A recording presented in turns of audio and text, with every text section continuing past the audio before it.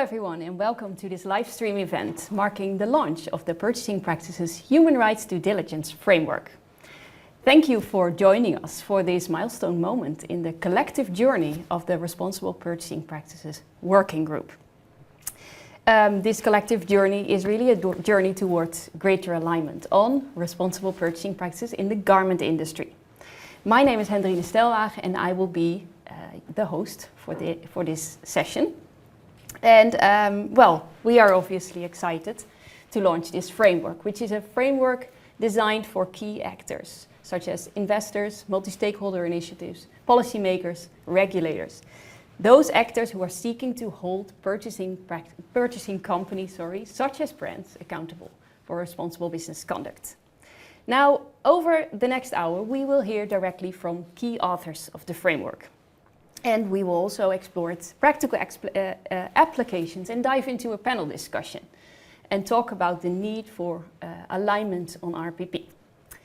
One thing I would like to note is that this is not a hands-on workshop or a learning module. It's rather a strategic level conversation for those with a foundational understanding of RPP, focused on really collective action and alignment. So that's good for you to know.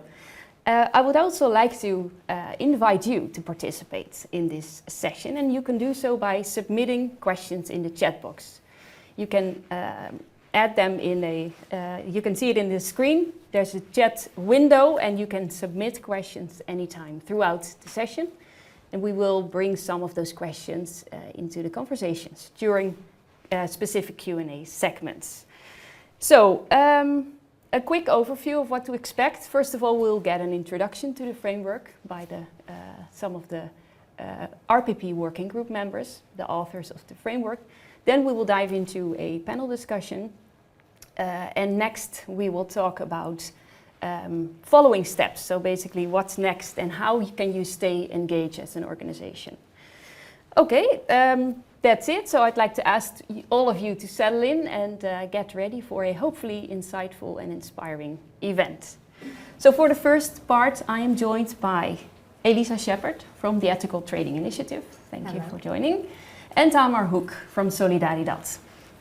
Thank you to join us and welcome. You are both members of the RPP working group and both you have been involved in the development of this framework, the due diligence framework. So Elisa, to start with, can you tell us what is the RPP working group? We are a group of organizations. We have a focus on human rights in global supply chains. And we have been working together very specifically on the topic of purchasing practices and how those enable human rights, enable better working conditions. We have heard from brands and suppliers how confusing it can be to have a landscape where there are lots of different initiatives, lots of different terminologies and standards. And so we thought it was really important as MSIs and as NGOs working to come together to work on this together to make sure that we are engaging with a wide range of stakeholders. We've also been working very closely with STTI, the Sustainable Terms of Trade Initiative, but making sure that we're really engaging with a wide range of stakeholders across the industry to make sure that we are bringing a level of harmonization to our approaches. Yeah, nice. And can you tell a bit more about what you have been developing so far as a working group? Because you have taken some steps already. We have. So one of the first things that we developed as a group together was the Common Framework for Responsible Purchasing Practices. We call it the Common Framework for a reason. The idea is that it provides this cohesive, consistent, comprehensive structure that breaks down what can be a pretty overwhelming and big topic around purchasing practices into these 5 key overarching principles that then have individual practices within them that makes the whole thing more digestible and can really break it down into meaningful dialogue. Nice. After we developed the Common Framework, we hosted the Learning and Implementation Community for Responsible Purchasing Practices, also known as the LIC. that lasted for 2 years. We brought together 35 brands and brought together their suppliers as well. And we ran workshops every 2 months for 2 years, looking at the principles of the common framework and really bringing them to life in terms of practical challenges, understanding the risks and practical action. Nice. And can you tell us how this new framework came to be? After the common framework, the LIC, now there's a new framework. Can you elaborate a bit on that? Yeah, so this framework, it's a build-on of the work that we've done so far. So it builds on the common framework. It incorporates a lot of the practices of the common framework, and it also incorporates a lot of the practical insights that we gained during the LIC. But this framework focuses in on the key actions that companies should be held accountable for when it comes to their purchasing practices. So purchasing practices are not a one-size-fits-all. What works in one partnership may not work in another partnership or might sort of create pressure. So it's important that companies are really working to understand the risks within their own operational context and changing their practices accordingly. What this framework does is it really looks at that due diligence process, and it's structured around human rights due diligence steps, and it looks at what do each of these steps look like in the context of responsible purchasing. So how can risk assessments be meaningful? What does meaningful stakeholder engagement look like, and how does that translate then into key responsible purchasing practices? Nice. And Tamar, what is your opinion on the added value of this framework? Why is it relevant? Yeah, it's a good question. I think Elisa answered part of it. I think when you look at this framework, it looks also at accountability, but in such a way that it's not another audit. It's not another assessment. It also doesn't kind of look at punishing companies. But we kind of looked at the common framework and responsible purchasing practices in such a way that you know what you can do to be able to kind of make sure your purchasing practices are aligned with international standards. So what Elisa said, it follows the 6 steps of the OECD guidance, but it also kind of looks at other international standards, for example, the one of the United Nations. Next to that, what you see is what the framework actually does. It provides you some kind of requirements or core areas that you can then build into for example, evaluations of investors. So if you as an investor kind of want to make sure that the companies you invest in are actually acting ethically, you can use this framework to kind of take a look at that. It looks at existing tools and standards that can actually build this into how they can track corporate behavior of members they work with. It can actually help to look into the development of new legislation, because you want to know kind of what are key kind of accountability areas that you need to follow to make sure that, well, whatever company you work with is actually looking into sourcing or buying responsibly. Yeah, nice. Very interesting to hear also what it does, and you've touched already upon like the users for who is this framework actually designed, and the way you can start using it. And you've also consulted with a wide variety of stakeholders in the development of this framework, consultations. What has been the biggest obstacle in aligning stakeholders in this whole process? Yeah, we have engaged extensively. We held workshops in production countries like Bangladesh and India and Turkey, where we engaged with suppliers and trade unions. We held a public consultation for this framework. And then for each of the core areas of the framework that look sort of more at the practical detail, we had a task force of a diverse range of stakeholders looking into each of the core areas, so we could really dive into the detail. I think that the challenge is essentially also the benefit and the worth of the framework, because we did in those discussions, especially in the early days, there were really conflicting opinions. There were conflicting opinions between what brands felt they were able to practically do versus what the trade unions sort of wanted, and supplier voice as well. There's a lack of alignment, but the more we sort of really dug into that dialogue and really kind of engaged, the more we realized that there's common ground. And we worked through it and we worked through it, and I think what we've ended up with is something that's really addressed a lot of those challenges, those differences of opinion, and found something that meets the expectations of key stakeholders. Yeah. And speaking about those challenges, you've also incorporated core areas in this framework. Can you tell a bit about that? Like, what are the main risks that you have focused on and created recommendations for? So the framework follows the due diligence steps. But when you get to step 3, where we look at prevent, mitigate, we dive into much more specific detail around some known key risks when it comes to purchasing practices and the impact that they can have on working conditions. So we look at production planning, we look at payment and contract terms, and we look at costing, which, those are also, they all align with principles of the common framework, and we know that these are key areas of risk. And we get a little bit more prescriptive at that point in terms of looking at how do those areas apply in the context of the garment and footwear industry. And then why is it important or relevant, or why does it have value to have a sector-specific framework? These are specific risks, of course, in the garment industry, but can you elaborate a bit on that? Yeah, I think maybe to add to what Elisa is saying, there are a couple of, the garment and footwear industry has a couple of unique features. So if you kind of look at the buying process, often it's like short lead times, volatile demand, a lot of uncertainties, and an asymmetrical kind of relationship between buyers and suppliers.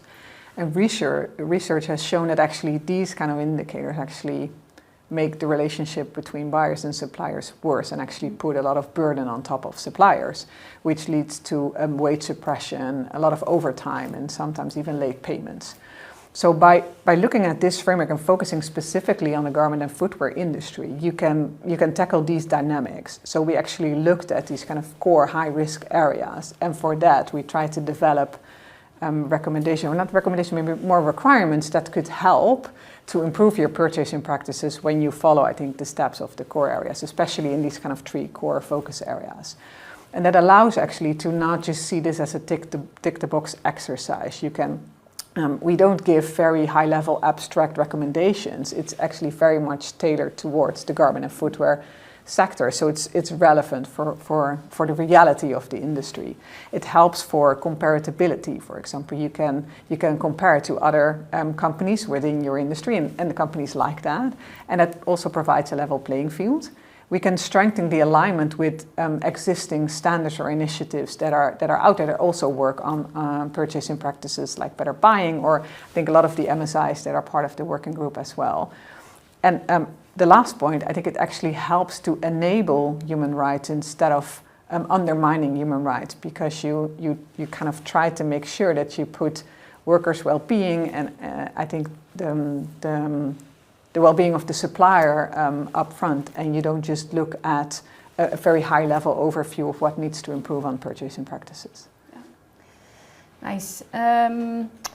Maybe also something, if we look at the more practical application, the framework is here. You've talked a little bit about how this can be used. What else is out there in terms of resources that can be used by the target group that we are talking about here?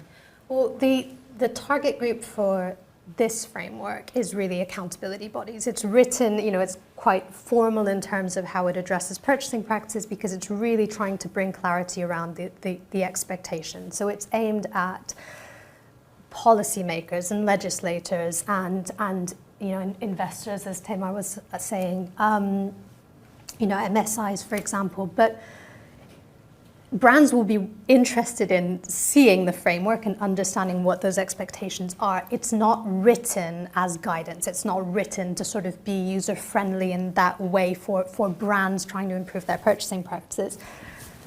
We have other resources for that, so the common framework is really useful, and one of the resources that we have just launched is the RPP Resource Hub, which you can find on the ETI website. And that breaks down purchasing practices into these 5 principles of the common framework, but it's a much more sort of friendly and practical tool. And it really draws on insights from the LIC in terms of, we've got a lot of videos on there where we're hearing from suppliers and we're hearing a lot of the learning and the insights that came up. And that does run you through a lot of the processes around risk assessment and a lot of the process that is then reflected in the Purchasing Practices HRDD framework. Nice. Thanks for sharing this. A quick reminder to the audience, you can submit questions if you have any. We will take them into the conversation. Maybe one final question from my end, and then I'll look at some of the questions here that come in. Maybe Tamer, can you give an example of how the recommendations address the industry's concrete challenges and the people most affected? You have touched upon that a little bit, but can you elaborate a little bit on that? Interesting. Well, I think one of the challenges is, if you look at the core areas, one of the challenges is that contracting often kind of puts this disproportionate burden on top of suppliers, often a financial burden. So it's late payments, you often don't know if you have a fair payment terms. I think it kind of puts a lot of pressure on suppliers because they don't know if they can pay the wages to the workers, for example, or it provides insecurity in job security so with that also I think the productivity and I think a continuous production. So if you look at one of the core areas, which was fair payment terms and I think responsible contracting and fair payment terms, there are a couple of things in there that actually touch upon these issues. For example, you need to make sure that contracts are mutually agreed, that they're transparent, and that they're provided in a language that actually suppliers can read. It kind of also looks into how can you make sure that there's a more kind of continuous or healthier cash flow towards suppliers so that they make sure they can kind of pay their bills on time. So I think you look a little bit at the core issues that are the underlying, I think, consequences of unfair payment terms and non-responsible contracting.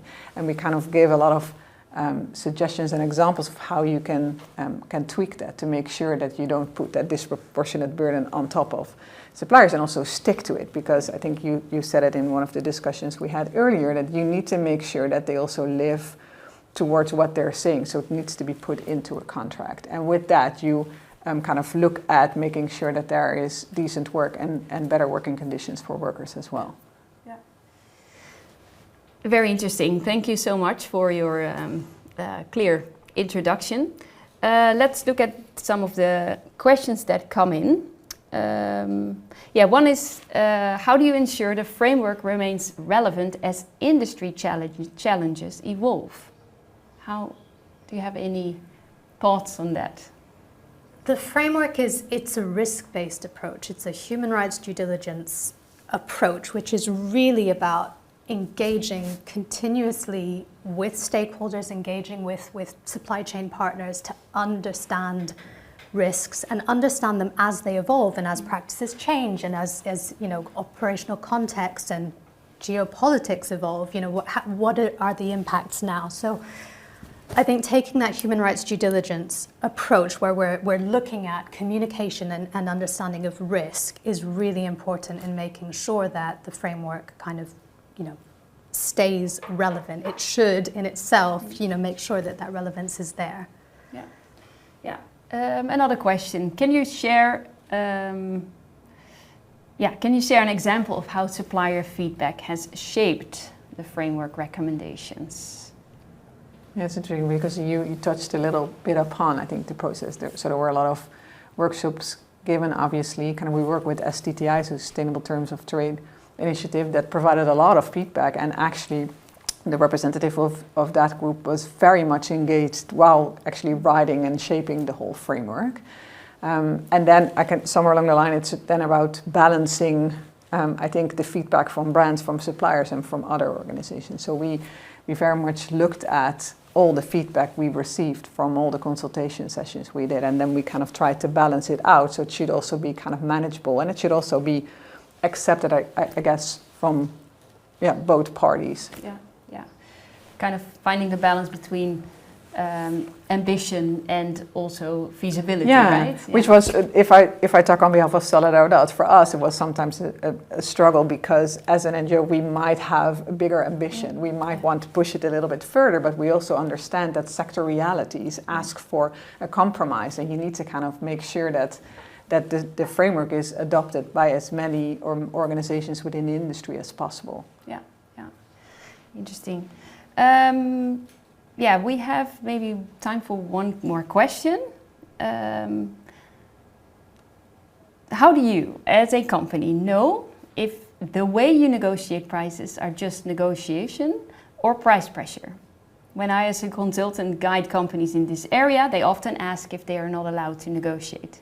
So how do companies address this? I think there's a few points. I think making sure that you have mechanisms in place. I think one of the big things is really doing some research around understanding true production costs. Understanding how much does it cost, and that does vary. It varies depending on country, supplier. There's a lot of factors that influence that. But making sure you are doing some research and engaging with suppliers to understand what a ballpark figure might be in terms of the right costing. Engaging with suppliers to understand the risks there, the implications around if they are saying to you these prices are really squeezing us beyond what we can cope with. That's a very big red flag. And if you are doing that research and you've got that sort of due diligence happening, that should give you some indication whether your negotiations are reasonable or whether they are really pushing suppliers beyond what they can cope with and what they need to actually enable responsible production. Yeah. Well, thank you both very much for this good introduction again. And I think good for you, the audience, to know that you can download the full framework on cfrpp.org. You can also find a link to the resource hub that Elisa referred to. Also to have instructive videos to work with these kind of challenges that were just raised in the audience questions. So we will shuffle around a bit, so bear with us. We will be back in a few seconds for the next section.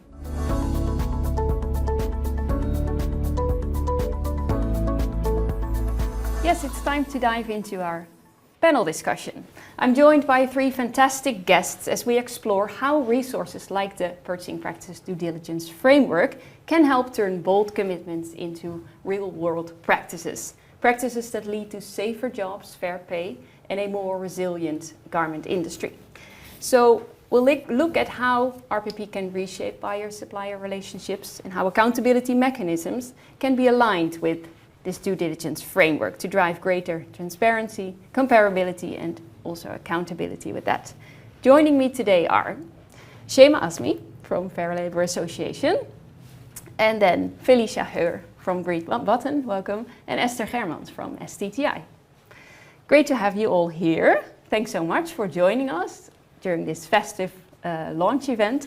And actually, to kick things off, I'd like to ask all three of you to briefly introduce the organization you represent, and also as kind of a warm-up question, what does responsible purchasing practices mean to you? Esther, can I ask you to start? Yeah, of course, thank you.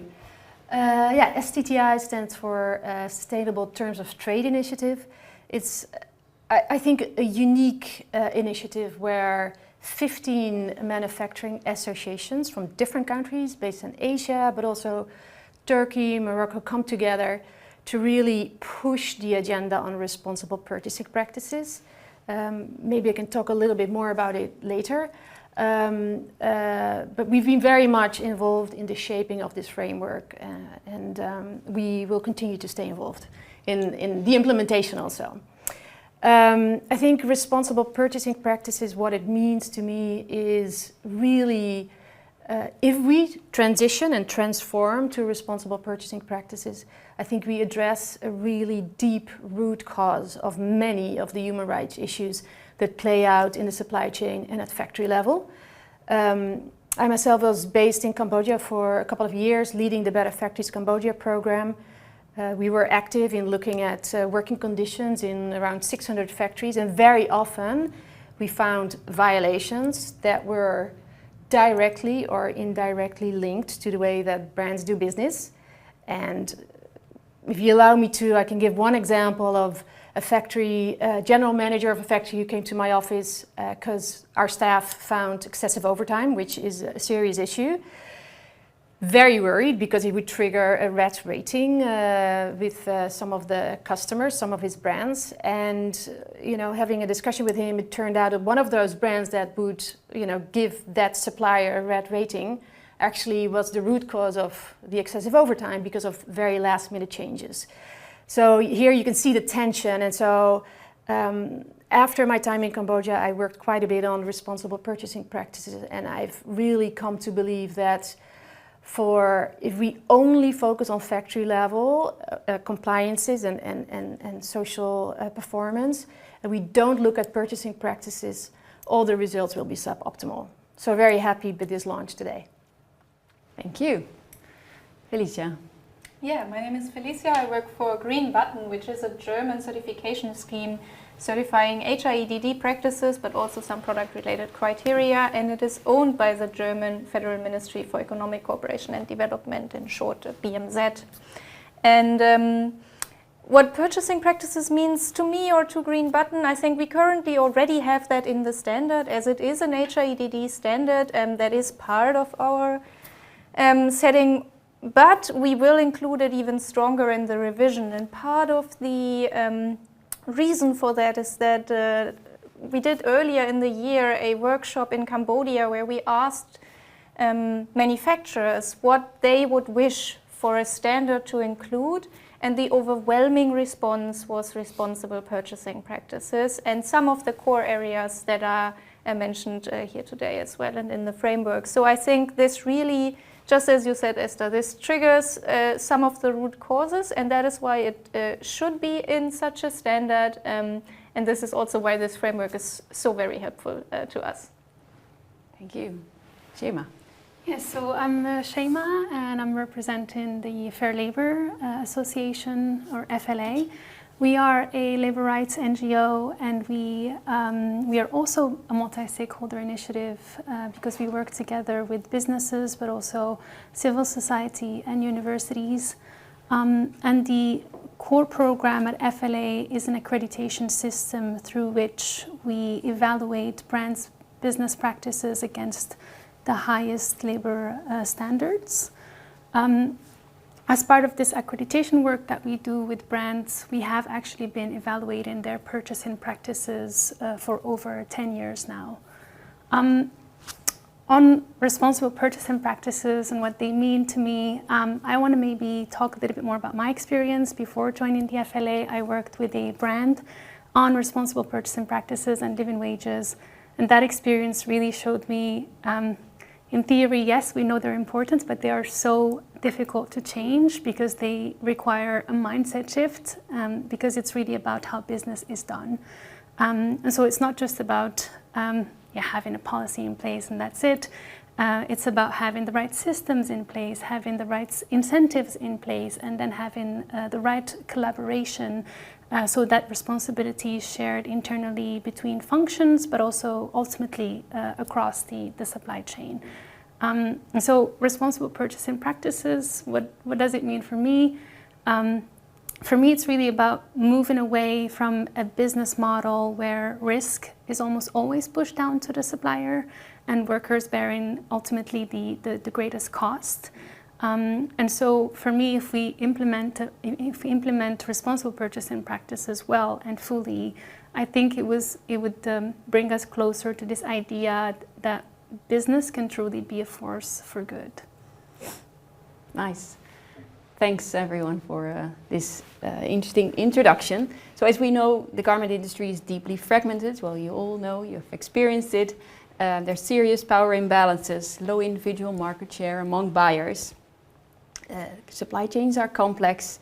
And as you also already touched upon a little bit, purchasing decisions are often treated as disconnected to the actual working conditions, to the people most impacted by them. So why is this, if we look at zoom a little bit into more in on the framework. Why is this framework important, and how does it help connect those purchasing decisions to those real world outcomes for workers? Shall I start? Yeah, would be great. Well, perhaps I start with a little bit of a selfish reason, but I think Elisa and Tamar also spoke about it. The place of the manufacturers in helping shape this framework has been prominent, and that is an exception rather than the rule. I think manufacturers don't get invited on the table, or maybe as an afterthought. And just to take a few steps back, just around when I think the COVID crisis and the impact in the industry was at its highest point, STTI was launched through a white paper in which, from a manufacturing perspective, we basically said, look, for us to be able to, one, have a business, and two, meet the requirements that are set out in the codes of conduct, and meet not only human rights requirements, but also, honestly, environmental standards. These are the basic conditions that we need in terms of purchasing practices. And that white paper was really also a basis for us to get involved in these discussions. So from the get-go and the shaping of the common framework towards this one, we've had a seat on the table, not only as an STTI secretariat, but we were able to mobilize our membership base, and we've been able to help shape this framework. So very important from our perspective. It felt different because normally the power lies somewhere else. And it's not that we had the full power, it was a consultative process, but we had a very prominent seat on the table. So that's one. The second one, I think, which is really important in this framework and also changes things, is what has been discussed before, but I think I want to stress it from a manufacturing perspective.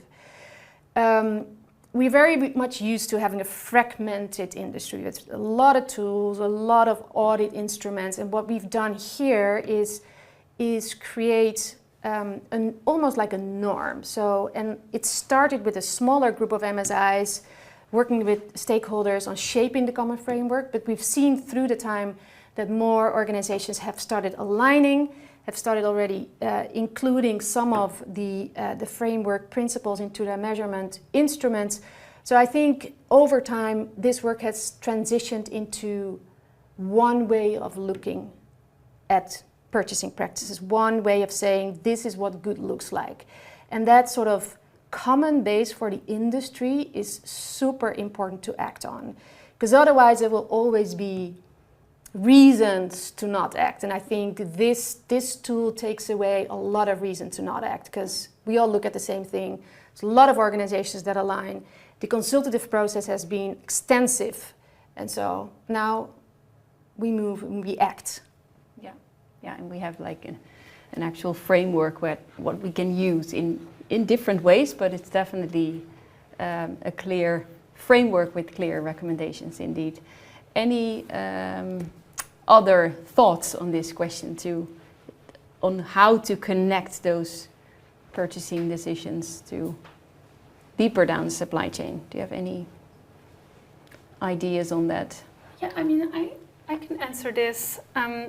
And maybe it's not exactly the answer you're looking for, but for me, when we're talking about the responsibility of brands with factories, for example, in their supply chain, there's always this question that comes, what is really their responsibility if they're not owning the brand, if they're not owning the factory? And so what ends up happening when you ask them to have accountability mechanisms and to make sure that workplace conditions are good in their production facilities is that they put in place codes of conduct, and it's very much a push-down approach where you have the brands kind of dictating what should be the good practices, and then having incentives or lack of incentives if they're not happy with what's done. However, why I think purchasing practices in general is an important topic, and this framework is an important step in the good direction. Purchasing practices sit squarely in the brand's control, and I believe that's how they can share some of that responsibility lower down the supply chain. That's what they can do. You want to alleviate working conditions for workers, you work on your purchasing practices. Yeah. For me, it's just, that's really in their nexus of control, and that's them not just saying, okay, we want our suppliers to do good. We want them to do good, but we are going to help them in that process. And we're going to do that by looking at how we're working with them, at the partnerships we're having with suppliers, and then making sure that we are reflecting their feedback and improving the way we work with them. If I might interject, because you phrased it so nicely, where it sits. The power sits within brands in that case to also enable manufacturers for good production processes. But that within brands, the question is where it sits. And so often with our initiatives, we talk to the people in the sustainability departments, and those are very important people with very important jobs. But sometimes they even tell us we're disconnected from the people who take the sourcing decisions. And this framework enables you to open the door to them and say, look, what you're doing impacts the work that we are doing, and with that it impacts our overall strategy. Let's align this. Yeah. And I think the common framework is a great tool for that, and this framework here strengthens the argument that you people in the CSR departments or sustainability departments can make. Yeah. And the role you can play within your own system. Yeah, that is a good point indeed, that it's also important to see where it sits in the organization. So Green Button has been a very important stakeholder, of course, also in terms of consultation phases. You've been deeply involved as well, but you're also one of the users. So can you tell a bit more about that? How have you used this framework so far? Yeah, I mean, we're at the launch event of the framework, so I'm really happy to say that, yes, we have been involved in the process, and like FLA, we are one of the early adopters, I would say. So this really helps us to align with it and to use it in our own revision process. As many other standards do, a Green Button also periodically gets revised, and we're gearing up for an upcoming revision where we can use this framework. And it helps us because we're not the ones coming up with new requirements. These requirements are already there on a silver platter, have gone through an extensive and really good process of feedback and consultation with different stakeholders. So they are already measured to some extent. And this helps us because we can take it and we can include it in our standard. And with that, it helps us build a more robust and good standard, but it also helps because we can more easily align with what other organizations ask of their companies. And sometimes we have shared members who then feel it's a lesser burden because FLA is asking the same thing as Green Button is. Yeah, yeah. Nice, interesting to hear. Can I quickly follow up? Because Yeah, I'm really do. curious how, if you've had any responses from your members already on your sort of your role in this, or how you bring it in your organization, this framework. Have you had any responses from your members? If it's a question for the FLA, well, we have been actually including them in our process because FLA is a member of the RPP working group. So they have known from the very beginning that we were involved in the development of this framework.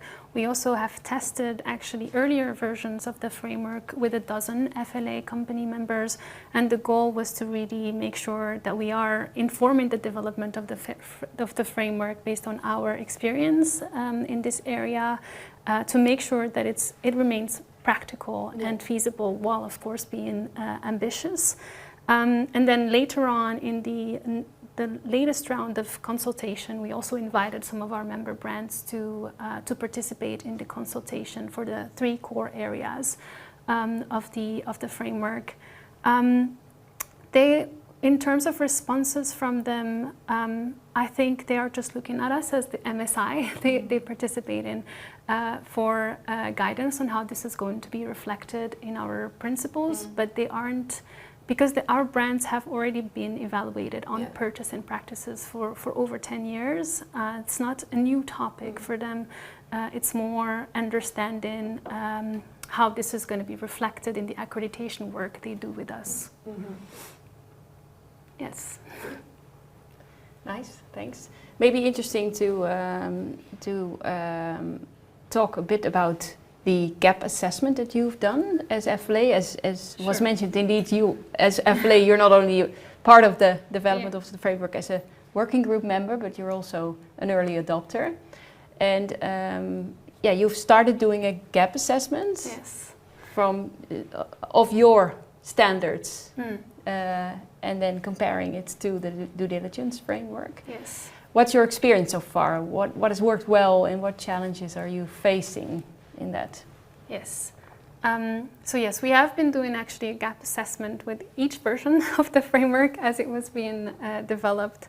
And in many aspects or in many principles that the framework lays out, we have actually seen that there's a lot of alignment with the standards that we have. And in a way that has been encouraging and even validating the direction that we've been taking as an organization for the last decade. But there are certain areas where we see that our standards could go a little bit further. Off the top of my head, I can think of responsible contracting, for example, and costing. And it's more about really being a bit more prescriptive in some of the KPIs and the standards that we have and that we evaluate brands against. And so how are we going to tackle these gaps? We are a member of the RPP working group, and so it is our intention as an organization to bridge those gaps. But as I said earlier, we are an MSI, and so we update our principles about every 5 years. We are going to start actually in the last quarter of this year our next principle revision process. And that one is done with our manufacturing committee, and our manufacturing committee is made up of representatives from the private sector, from businesses, from universities, and from civil society. And this committee has actually been very instrumental in ensuring FLA's leadership in evaluating brands' purchasing practices and improving brands' purchasing practices. So this committee will be looking at the gap assessment that we have made with the purchasing practices, human rights due diligence framework, and that will inform their review will inform our next round of revisions for the accreditation program. So that's where we are. Yeah. It's a process because we're an MSI, and that requires a lot of negotiations in the same way that this framework has been developed. Yeah. But we are very happy that the framework exists because we do believe as an organization that it takes this work further. And it's also good to see all the organizations that have been involved in the development of it. Because it builds consensus amongst ourselves as organizations active in this field, and it builds momentum on this very important topic. Yeah, yeah. Also curious to hear a bit more from Green Button about that. Like when we talk about added value of the framework, you've touched upon that a bit earlier, but. Yeah. Nice to hear a bit more on. Yeah, we're in a similar spot as FLA with the gearing up towards including it. But I think that's fine because we are launching it today. So where could we have gone already? The added value that it provides to us is twofold. I think it is really good to see it in the HIDD cycle and where to pinpoint responsible purchasing practices within that. As we are an HIDD standard, this helps us quite a bit. But then also, and particularly the core areas, I would say, that really help us know what we are talking about. Not in too abstract terms, but specifically. What does it mean for responsible contracting? And I do agree that is one of the rising topics over the past few years, where we have really seen an increase in interest in the topic and in really good resources on the topic. So yeah, that is what helps us in material terms to include and to reference in an upcoming standard, which, just as in your case, will also go through a consultation phase. So So we can't guarantee the outcome yet, but we're really hopeful to take this and play with it and plug it in. Yeah. And that is, it's great to have an already aligned framework that we can use. Yeah. Nice. Briefly looking at the chat box to see any questions that come in. Yeah, and we're kind of halfway of the discussion, so we will talk about a bit more about some forward-looking questions. But one question that came in is purchasing practices are still stuck in a bit of a box, where their connection to key issues like circularity and decarbonization aren't really understood. How can mainstream RPP within these big 2030 themes? How can we mainstream RPP within these big 2030 themes so they're seen as part of the solution? Is a question raised. Any thoughts? Well, let me first respond. I think the launch of this framework brings purchasing practices out of the box. So I think that's one really important thing. I think it's fair to say that in this sort of the discourse, purchasing practices have been mostly linked to human rights and workers' rights issues. And while that's already proven that that's the case in many occasions, we know that irresponsible purchasing practices linked to excessive overtime, to non-payment of wages or insufficient payment of wages, abusive practices, short-term contracts, repetitive contracts. But there's also lately been more evidence of the link of purchasing practices to the ability or the inability of suppliers to deliver on environmental commitments. And so I think this question really is very valid, that we should not forget the relevance of this. So that's an integrated piece of work. And from a manufacturing perspective, work has been done. Papers have been published around things like access to finance and certain purchasing practices that makes it very hard for suppliers to get access to finance, to invest in low carbon solutions. But more emphasis is definitely necessary, and that's why I think it's so important that it's not only human rights facing organizations that have been involved, but also organizations have a much broader agenda on the entire ESG agenda. And I would also definitely recommend those organizations to link this framework not only to the brand's performance, facility performance on human rights, but also on environment. And use that knowledge to drive change. Yeah. Maybe also interesting to hear your thoughts on that. Yeah, as well, Green Button, what you are saying resonates very much, and from the anecdotal evidence that manufacturers have told me, yeah, environmental due diligence tends to be overlooked when we talk about purchasing practices, but I think that's the next upcoming topic that we will see, just as you said, because manufacturers do need good planning, also some maybe years even into the future, so that they know what is coming and what they can plan towards if you are asking for really big investments like you would need for decarbonization.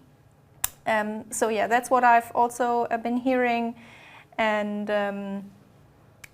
I think there was a question on circularity, right? And I think coming back to my earlier point where we say like sustainability has sometimes been worked in as a silo or not cross-cutting across all the different parts of a company, and that really needs to change, and we need to work more interconnected. And the same goes for design for circularity, where you would, in the planning of the next garments, you would already include your thoughts on like how can we make this design so that it is possible to circulate later on. And I think, yeah, that's where sustainability teams can talk with design teams and exchange on that and really make a difference.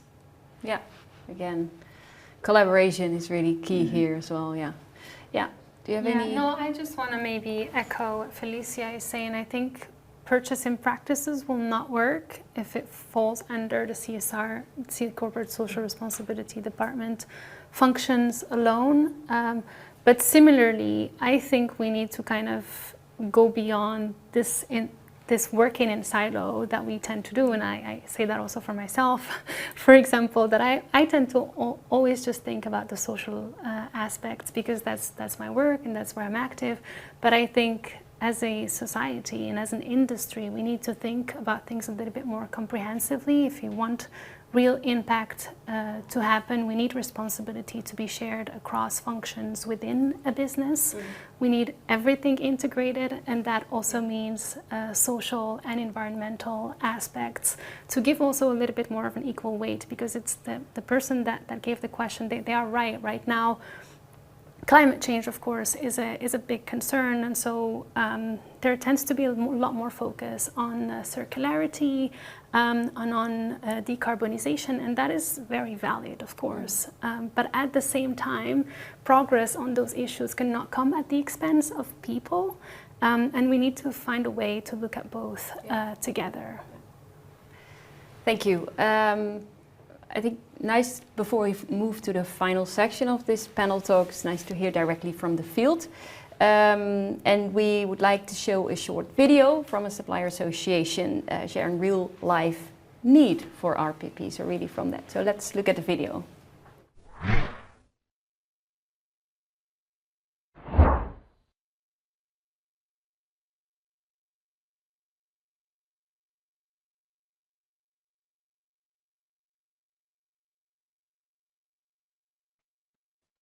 So my name is Fatima Zora Alawi. I'm the general manager of AMIT, AMIT being the Moroccan Textile and Garment Industries Association in Morocco.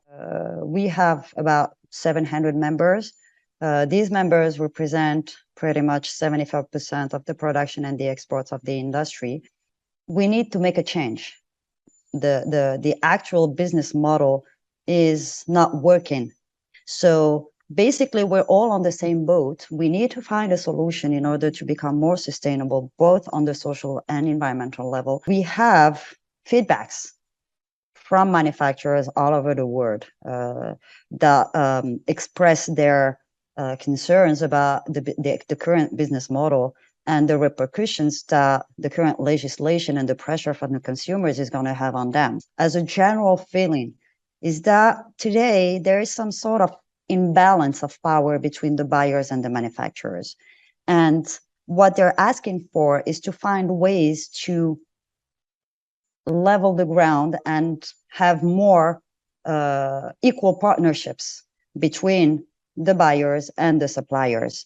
Various subjects have been discussed, for example, contracts. Today, we don't have formal contracts in the industry that manages commercial transactions. So having formal contracts that specify clearly what are the duties of each one of the parties, but also the responsibilities and the rights of each one of the parties would help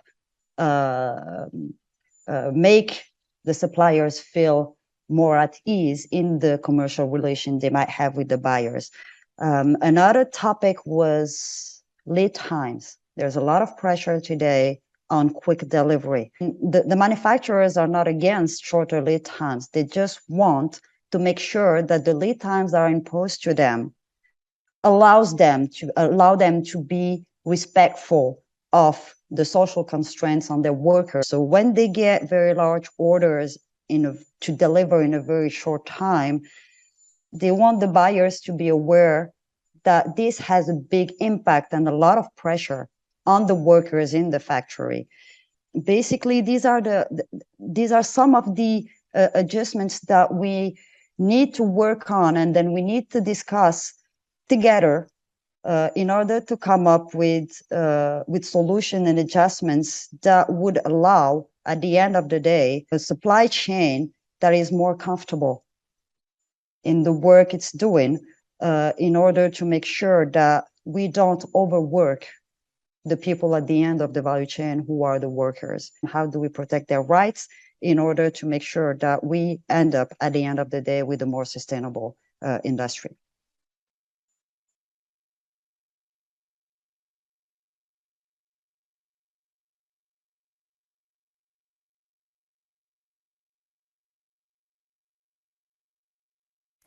Yes, welcome back to the panel talk. And let's do this final section of the panel talk with a more forward-looking conversation. So maybe, Shema, to start with you. If responsible purchasing practices are fully implemented, what's one visible change we would see in a factory day? Yes, so if responsible purchasing practices were fully implemented, the most visible change we would see in a factory would be more stable and predictable production. And in turn, you would have an environment for workers where wages can grow sustainably and within regular working hours. And factory managers or factory management would also have a little bit more capacity to invest in training, in safety, and in longer-term employment. And so all to say, if we did have responsible purchasing practices, workers would experience more adequate and secure pay and also healthier working conditions with space for continuous improvement. And if we were to accept this vision that I'm laying out here, that also means that the need for social audits would diminish because factories would simply be better employers and business partners. Yeah, yeah, that's nice. A nice picture of a beautiful vision, I would say. Esther, what concrete steps, if we look ahead, what concrete steps do you envision for the users of this framework, investors, MSIs, brand assessors in general? Well, I think what has held us back so far is a lack of alignment, a lack of vision of what good looks like, and also practical tools and guidelines to make these changes. And so I'm answering this question a bit more broadly. And I think the framework and the work that's done alongside the development of the framework gives actually a lot of answers to the challenges. So it takes barriers away for the industry to not work on purchasing practices. And also I think it makes it less optional for the industry and brands and others to not work on purchasing practice. So I think that's the first point that I wanted to make. And then, a call to action is that please, policymakers, regulators, investors, if purchasing practices is highlighted as an area of risks for meeting human rights, and so if you bring that into your own instruments to look at brands or industry partners, please use what's already out there. And avoid that purchasing practice is going to be a fragmented piece of work. I think the work has been done. It needs translation, of course, but don't make sure you add to this alignment and to add to the same vision of what good looks like. For questions, you can always get back to the team and ask. So that's my message to them. Yeah. And a call to action also. Yeah, nice. And indeed, there's so much out there already. So it's good to also see what can be used. And by creating this RPP movement, I think we step by step make it more accessible as well, of course, yeah. Then Felicia, maybe as we close, and we'll get to the audience questions, of course, again, but a question for you as a wrap-up, what do you hope the industry will achieve in the next 5 years, so even further down the line? Well, I'm gonna echo Jaime here.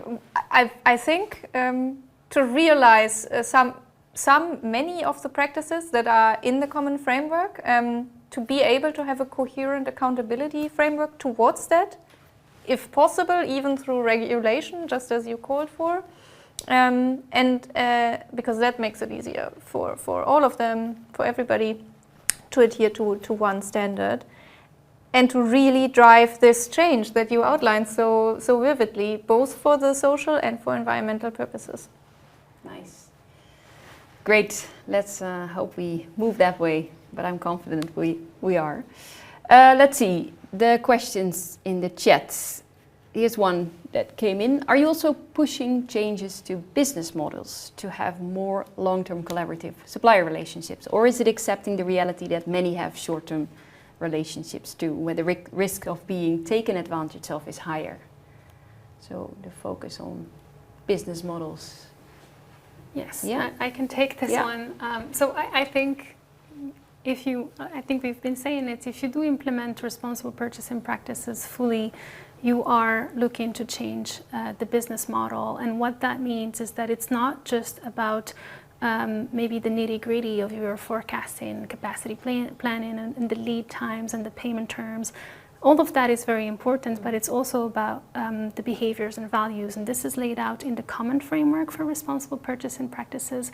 In our standards on RPP at the FLA, we also talk about this. It's about building a partnership, sustainable supplier partnerships, where you can exchange, communicate, have dialogue on important issues. And that also means that if you want to have this real partnership established, you cannot have short-term relationships with them. You should, to the extent that is possible, as a brand, as a buyer, look to build sustainable relations and long-term relations, and even grow the business together with your suppliers. That is, I think, the goal of the common framework, of the Purchasing Practices HRDD framework, and what we try to do as well at the FLA with our standards. Yeah. Can I maybe add one more thing? And just to emphasize, and I'm sure that everyone understands it this way, but I want to make the point that it's not necessarily a menu of pick and choose. So if you talk about long-term relationships, if you don't do the other things, we all know that long-term relationships can also be abusive. So the point that Shema makes on the partnership, the integrated partnerships that not only looks at long-term relationships, but also at costing, at contracts, upholding contracts, commitment, no changing of prices, those are all essential things for partnership and sustainable long-term relationships that allows everyone to deliver on the ESG commitments. Yeah, that's an important addition, I would say, indeed, the holistic approach rather than pick and choose. That's well said, yeah. So let's see if we have any other questions from the chat. Yeah, there's another one. How can brands and suppliers collaborate more effectively to ensure accountability? So that's more on a brand-supplier collaboration level. It's a bit more specific, I would say. But do you have any concrete examples or tangible, advice on how, if you are, let's say you are a brand, and what would be your advice to work with your supplier? I can also maybe just start from a supplier perspective. Is I think, again, to go back to this partnership idea is, I think, really important. So to have that power balance much more in the relationship and translate it into contracts that include, as we would call them, fair commercial terms, and the upholding of contracts, because there's not always a contract, and even if there's a contract, it's not always fair, and even if it's fair, it might not always be upheld. So I think that's where, through behavior, you can build a trusting relationship and upholding from both sides the responsibility. Yeah. Do you want to? Yeah. Maybe an anecdote from the learning and implementation community, where yes, that's the written side of the relationship, right? The contract is what stipulates in writing how this relationship looks like and what it promises to each party and how it is upheld. And then the actual living of that relationship, many times in the learning and implementation community, what we've heard is like, what doesn't work is this one questionnaire that gets out to send out to all the manufacturers. You're nodding, yeah. And then they have to fill that out 30 times for each individual buyer. And no one in the relationship actually gains something from that, because the answers might not help the brand, and the work put into providing answers might not help the manufacturer. So instead, to have a real relationship, and sometimes that was even so easy as to do a video call or a phone call or a different kind of interaction than this is our FAQ, please provide answers, a kind of relationship that can even be helpful and can be a very practical way that you can change the relationship tomorrow. Yeah, and again, I'd like to refer to the resource hub as well. There's a lot of resources in that hub that help you get started with those really tangible challenges, actually, as a brand as well. All right. Well, actually, I'd like to thank all of you. Thank you so much for your interesting and valuable insights. It's been really helpful to understand a little bit more on the need of alignment in the industry. It's great to see this framework get unveiled already, hear a bit more of the first steps in using the framework from you as early adopters. That's fantastic. And I think we've made a start in exploring why this alignment matters. So, thank you so much, and we will be right back for the last part of this session.